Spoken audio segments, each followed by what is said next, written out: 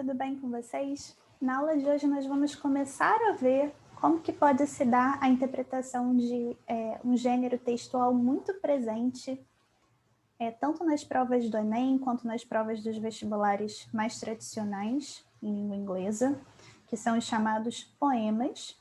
E para isso eu gostaria de responder junto com vocês as duas questões que estão lá na página 13 do terceiro módulo da nossa apostila de língua inglesa, ok?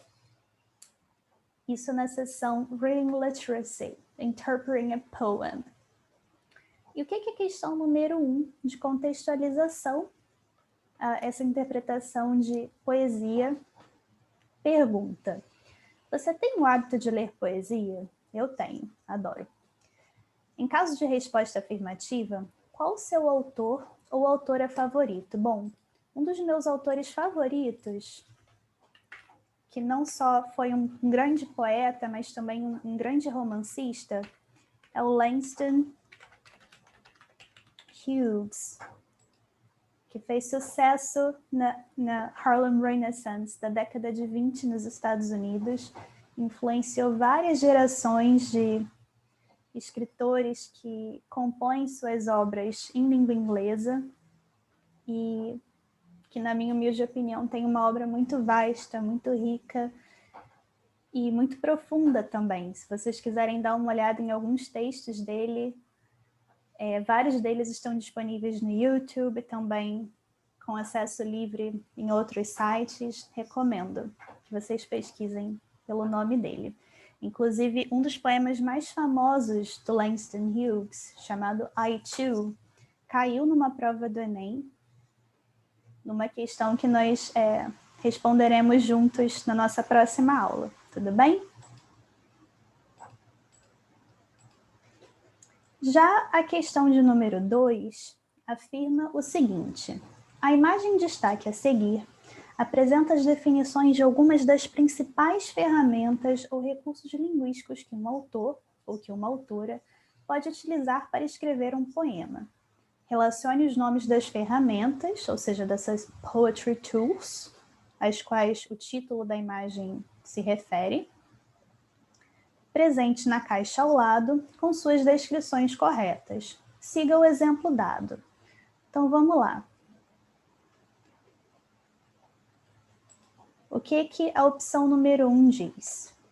Ela se refere ao ato de writing in shorter lines, ou seja, o ato de escrever em linhas menores, to slow the reader down, ou seja, para diminuir a velocidade de leitura da pessoa que lê o poema.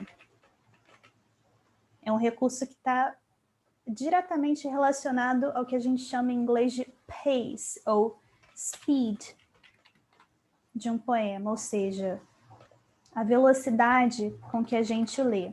E também é um recurso muito recorrente também em letras de música, ou as lyrics que nós vimos na nossa última aula. Bom, isso é o que a gente chama de line breaks, como o exemplo presente na letra A já indica. Já o tool presente na opção número 2 afirma o seguinte: saying that one thing is something else, ou seja, o ato de dizer que algo é alguma outra coisa. Ou seja, trata-se de uma comparação direta. Se eu afirmo, por exemplo, vou escrever aqui para vocês acompanharem.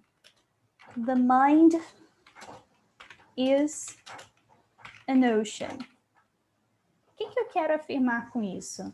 Que a mente humana é literalmente um oceano, ou um mar cheio de água? Não, essa é uma comparação indireta, né? Então, embora eu utilize o verbo ser. Então, isso é o que a gente chama em inglês de metaphor. Ou seja, trata-se de uma metáfora.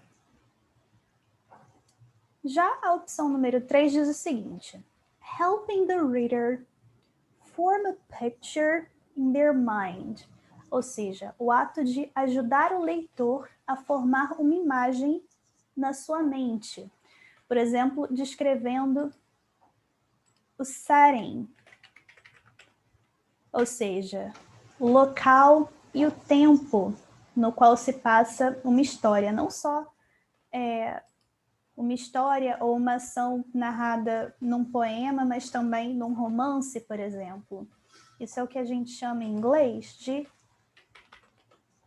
imagery, essa formação mental de imagens.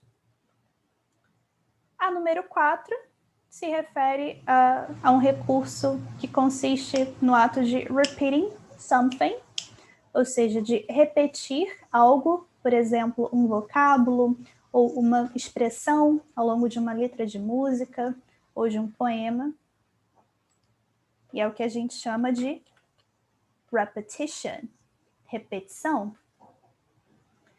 A número 5 diz o seguinte: something that makes you tap your foot, ou seja, de alguma forma bater os pés, como numa música, por exemplo. Tal qual músicas ou canções, os poemas também têm o seu próprio rhythm, ou seja, ritmo. A opção número 6, por sua vez, diz o seguinte: comparing using like or as, ou seja, é um tipo de comparação que utiliza expressões como tal qual ou como. Se eu afirmo, por exemplo, she is as beautiful as a flower. Eu estou comparando uma pessoa, she ou ela, a uma flor. Só que essa comparação não se dá de forma direta, como na metáfora. É uma comparação indireta. Nessa sentença eu digo que ela é tão bonita ou tão linda quanto uma flor. Isso é o que a gente chama de simile. Number 6. Letra H. Letter H. Já a opção número 7 diz o seguinte: giving human traits to something that is not human. Ou seja, essa atribuição de características humanas. Essa palavra traits é um sinônimo de characteristic. Algo que não é humano ou que é inanimado. Se eu atribuo sentimentos ou outras características humanas a elementos da natureza, por exemplo, como o sol ou o mar, se eu digo que o sol ficou triste porque determinada coisa aconteceu.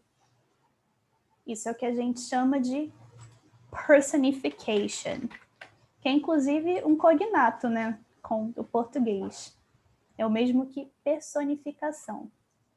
E, por fim, a opção de número 8 afirma o seguinte: using the same sound at the beginning of neighboring words. Como assim neighboring words? Nós já vimos que neighbor, de forma isolada, significa vizinho. Portanto, neighboring words são palavras vizinhas ou expressões vizinhas dentro de um texto, de um poema, por exemplo. Então, essa repetição de sons no início de várias palavras, especialmente sons consonantais, é o que a gente chama de alliteration, que também é um cognato com o português. É o equivalente à aliteração, ok? So, guys, that's all for today.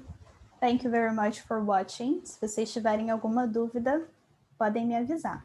Combinado? See you next class.